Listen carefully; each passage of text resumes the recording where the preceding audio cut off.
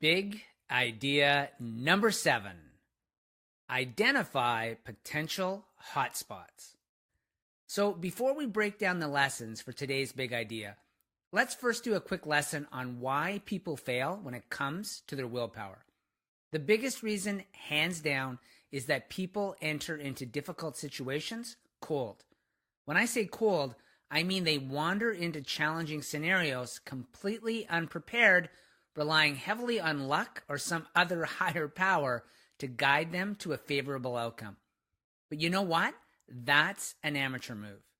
A willpower professional, and that's someone who can consistently make the correct choices in challenging environments, does not rely on luck.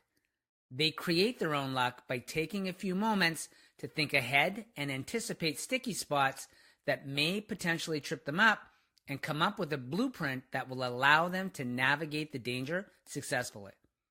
So how do you do that? Well, we steal a page from the Albert Einstein playbook. Lesson number 1, tear situations apart. Einstein's story fascinates me because his rise to success was anything but ordinary. In his book Mastery, Robert Greene detailed some of the characteristics that made Einstein extraordinary. Einstein often downplayed his extraordinary achievements, stating they were nothing more than a result of his discipline and willpower than they were his intellect. He attributed much of his success to the fact that he was willing to work much longer on a problem than most other people. Imagine, for example, if weight loss was a challenge for you and you adopted that mindset. What could you accomplish if you were willing to work on that problem longer than most others? What kinds of results would you be able to generate, and where would that take you on your journey to live life large? So let's circle back to Greene's discoveries on Einstein. There were several that really stood out to me, but one of the most compelling was the fact that Einstein did not simply read books, he took them apart, rigorously analyzed them, and learned valuable lessons he could apply to his own life. By the way, that's exactly how you need to treat this course.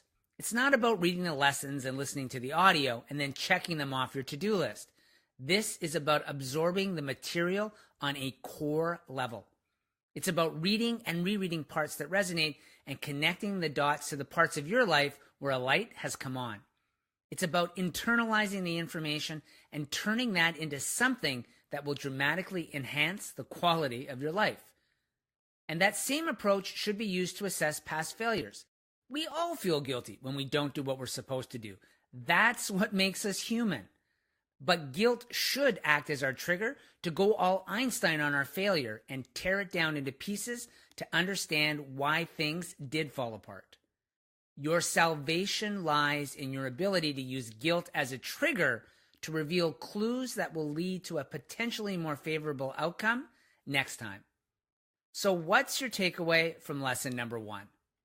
Steal from Einstein. Recognize that past failures are indications of hotspots, and the best time to learn from those is immediately after they've happened. Leave no stone unturned to see what the triggers may be. Was it a person? Was it something that was said? Was it a lack of preparation? There is a goldmine of information just waiting to be discovered on why you do what you do if you're willing to tear into those hotspots and uncover the gems.